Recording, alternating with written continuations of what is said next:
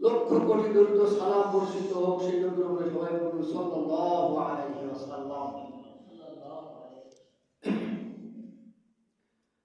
আলোচনা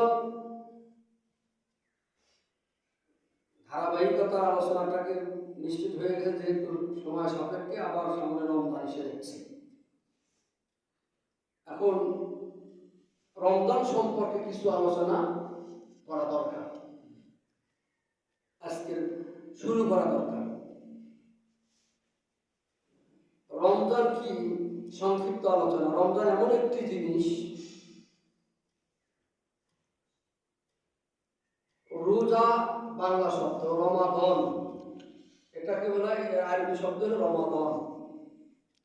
কোন মাসের নাম আল্লাহ রাব্বুল আলামিন কোরআন শরীফে লিপিবদ্ধ করেনি।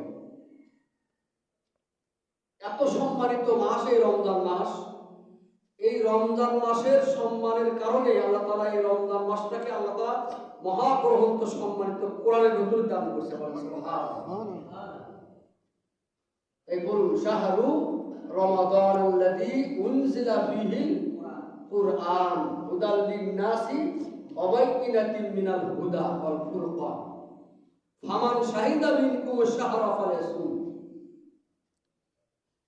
আল্লাহ শেষে বললেন কি, ফামান শাহিদা মিনকুম আশ-শাহরা ফালায়াসুম, যদি তোমরা কেউ রোজা পাও তাহলে রোজা রাখিও। আল্লাহ বলেন তোমরা যদি রোজা কেউ পাও তাহলে কি করো, রোজা রাখিও, তাহলে তোমাদের জন্য কি হবে, কল্যাণ হবে, ভালো হবে। এই জন্য আমরা আল্লাহ যদি আমাদেরকে সামনের দিকে সামনের রোজা পর্যন্ত বেঁচে রাখে, সবাই নিয়ত করি আমরা যেন আল্লাহ তাআলার কাছে রেজামন্দি লাভ করতে পারি, রোজা যেন পরিপূর্ণভাবে আদায় করতে পারি। সবাই বলুন আমিন।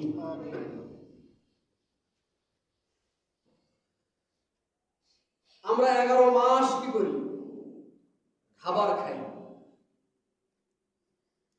এই 11 মাস খাবার খাওয়ার পরে খাবারের একটা জৈব বিষ আছে। প্রত্যেকটা জিনিসের কি আছে, একটা জৈব আছে, বিষ আছে, পার্শ্ব প্রতিক্রিয়া আছে। পৃথিবীর এমন কোনো সৃষ্টি নেই যার পার্শ্ব প্রতিক্রিয়া নাই, কিন্তু ওটাকে শোধন করে পার্শ্ব প্রতিক্রিয়া নিষ্কৃত করে। আমরা যে খাবারটা খাই আরো একটা জৈব বিষ আছে। যদি মানুষ সারা বছর খালি খাইতে থাকে 12 মাস, তাহলে এই জৈব বিষটা শরীরের ভিতরে জমে যায়, জীবাণু তৈরি হয়ে অসংখ্য অগণিত রোগ জীবাণু ফিরে যায় শরীরের ভিতরে বাসা বাঁধে।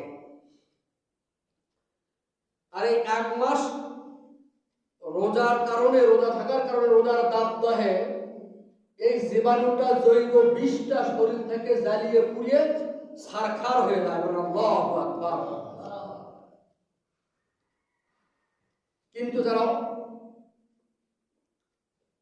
বোঝে না তারা কি করে, এই জিনিসটা খেয়াল করে না। মনে করে খাবার পেলেই মনে হয় আরো সুস্থ, এই 1 মাস আরো খাবার পেলে গেলে শরীরটা ঘাটতি করে কি লাভ? কেন আল্লাহর বিধান মানুষের শান্তি ছাড়া অশান্তি হবে না। আল্লাহর বিধান এমন একটা জিনিস, আল্লাহর বিধান হযরত ওমর রাদিয়াল্লাহু তাআলা আনহু, আল্লাহর বিধানে উনি প্রধান ছিলেন, অর্ধধারের পৃথিবীর বাদশা ছিলেন। সবার কাপড়ের ভাগ, জনগণেরও যা, ওমরেরও একই, 1 গজ করে কাপড়। কয় গজ করে? 1 গজ করে। কিন্তু হযরত ওমর রাদিয়াল্লাহু তাআলা আনহু 3 গজ কাপড়ের কি করছেন, উনি পাঞ্জাবি বানিয়ে নিয়ে আসছেন তাকে খুতবাতে। সবচাইতে ওই সমাজের যিনি নিকৃষ্ট ভাবত, ওই সমাজে যে লোকটা গরিব অসহায়, তার কথা কোনো মূল্য নাই, সেই লোকটা সাহস করে বলে উঠছে যে হুজুর, আমাদেরকে দিলেন আপনি 1 গজ কাপড় আর আপনি নিলেন 3 গজ কাপড়, এই কোন কোরআনের বিধান হয়? এই কথা বলার সাথে সাথেই হযরত ওমর বলছেন, আসেন, থরথর করে কাঁপতেছে, কি যেন বলে, বুকে জোরে ধরে বললেন যে তোমার এই হক কথা, এই দুর্নীতির কথা তুলে ধরার কারণে তোমাকে আল্লাহ তাআলা জান্নাত নসিব করবেন তো করবেন। আজকে তোমাকে এই রাষ্ট্রের বড় একটা পদে তোমাকে সম্মানিত করা হলো। বলেন সুবহানাল্লাহ। আজকে যদি করেন তাহলে কি সম্মানিত করবে? একবার ধরে জেলখানা না দেওয়া ফাঁসি। কোরআনের বিধান হলো তাহলে ওই ব্যক্তি বলছে আমি 3 গজ কাপড়, তা হযরত ওমর বলেন যে দেখো 3 গজ কাপড় আমি কোথায় পেলাম সেটা বলে দিই, জনগণকে বলে দিলেন। হযরত ওমর রাদিয়াল্লাহু তাআলা আনহু তিনি বলতে যাবেন না বলতেই দুই দিক থেকে দুইজন দাঁড়ায় গেছেন। হযরত ওমর রাদিয়াল্লাহু তাআলা আনহুর ছেলে আব্দুল্লাহ বললেন, ও জনসাধারণ লোক, আপনি আমার আব্বাকে আপনারা ভুল বুঝেন না। আমার 1 গজ কাপড় যেটা ছিল আমি মনে করলাম আমার বাবা একজন রাষ্ট্রপ্রধান, 1 গজ কাপড় দিয়ে কেমনে হয়, আমার 1 গজ কাপড় আমার বাবাকে দান করে দিয়েছি। তার কেউ দান করলে কোনো সমস্যা আছে? কয় গজ ছিল? 2 গজ।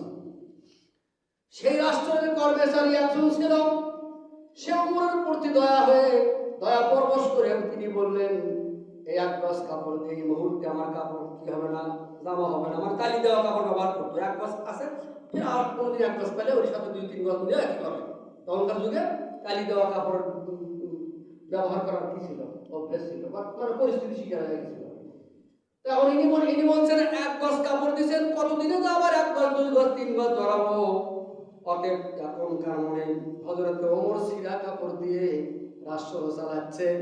সিরা জামা, আমার 1 গজ কাপড় আমি হযরত ওমরকে দিয়েছি।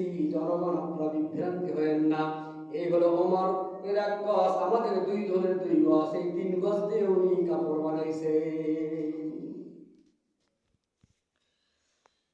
এটা হলো কোরআনের বিধান, কোরআনের রাষ্ট্র ছিল, এজন্য শান্তি আসছে। রাসূলের বিধানে রাজনীতি ছিল, রাজতন্ত্র ছিল, খেলাফততন্ত্র ছিল, আব্রাহাম লিঙ্কনের গণতন্ত্র ছিল না। তা যে দল দিতে যায়, যদি আব্রাহাম লিঙ্কনের গণতন্ত্রের দিকে যায়, আল্লাহর জমিন থেকে এখানে রাষ্ট্রীয় প্রধান ইমানদারদের কোনোদিন বানাবে না। আল্লাহ বলবে আব্রাহাম লিঙ্কনের পদ্ধতিতে তোমরা কি যাচ্ছ, আল্লাহর আমার বিধান যাচ্ছ, হবে না, আমার নবীর বিধানে ঢোকো। খেলাফততন্ত্র এটা হলো কি? রাজতন্ত্র, খেলাফততন্ত্র এটা হলো কি? আল্লাহর বিধানের আইন। আর যেটা আমরা ইসলামের দোহাইতে করতেছি সেটা হলো গণতন্ত্র। আর এখানে যেহেতু উদার গণতন্ত্র, এজন্য আল্লাহর আইন, আল্লাহর বিধান অনুযায়ী যতক্ষণ পর্যন্ত খেলাফতের আইন, নবীর আদর্শ অনুযায়ী যতক্ষণ পর্যন্ত রাষ্ট্র না চলবে, ততক্ষণ পর্যন্ত ইমানদারদের হাতে রাষ্ট্র ক্ষমতা আল্লাহ দিবেন না। হযরত ওমর রাদিয়াল্লাহু তাআলা আনহুর যুগে উনি কি শোনেননি, 18 বস্তা নিয়ে ঘুরে বেড়াতো আর বলতো ফোরাত নদীর তীরে যদি একটি কুকুরে যদি না খেয়ে মারা যায়, তাহলে আমি ওমর আল্লাহর কাঠগড়ায় কি জবাব দেব? আল্লাহর কাঠগড়ায়। এনাদের ছিল কার ভয়? আল্লাহর ভয় ছিল। কুকুর না খাওয়া মরবে তার ভয় ছিল, আর মানুষ না খাওয়া মরবে তার কোনো ভয় নাই। মানুষ খারাপ দিকে যাচ্ছে, অন্যায় অত্যাচারের দিকে যাচ্ছে অভাবনাটনের কারণে, সেদিকে কোনো খেয়াল নাই। তো যাই হোক, রমজান আল্লাহ তাআলা মানুষকে দিয়েছেন আল্লাহর আইন, এর ভিতরে শান্তি আছে। শান্তিটা কি? এই যে বললাম যে মানুষের ভিতরে রোগ যেমন কি হয়ে যায়, নষ্ট হয়ে যায়, কিন্তু কিছু লোক বোঝে না। বললাম যে স্বাস্থ্য নষ্ট হয়ে যাবে, আবার কিছু ভালো করে অভিমান করে। রমজান এলে দেখবেন যে একটা বোতল নিয়ে, একটা শিশি নিয়ে ডাক্তারখানা যাচ্ছে, কি হয়েছে, গ্যাস হয়েছে, গ্যাস হয়েছে, এই হয়েছে, সে হয়েছে। 11 মাস শরীর ভালো থাকে এই মুনাফিকের, রমজানে এলে ধরে পেটে পোকা, শিশি হাতে নিয়ে ডাক্তারখানায় যায়। মুনাফিক মুসলমানকে দেখবে আর 11 মাস আর শরীরটা ভালো থাকে। মুসলমানের ভেতরে দেখবেন 11 মাস শরীরে কোনো রোগ নাই, মানুষকে দেখানোর জন্য রোজা থাকার ভয়ে রমজান মাসে মনে হয় সমস্ত রোগ আর শরীরের ভেতরে ঢুকে পড়ছে। অথচ আল্লাহ বলেন রমজান তোমাদেরকে রোগের জন্য আমি রমজান দেই নাই, ক্লান্তির জন্য দেই নাই। সামান্য ক্লান্তিতে তোমাদের বড় বড় রোগগুলো শরীর থেকে মুক্ত হয়ে যাবে। বলেন সুবহানাল্লাহ।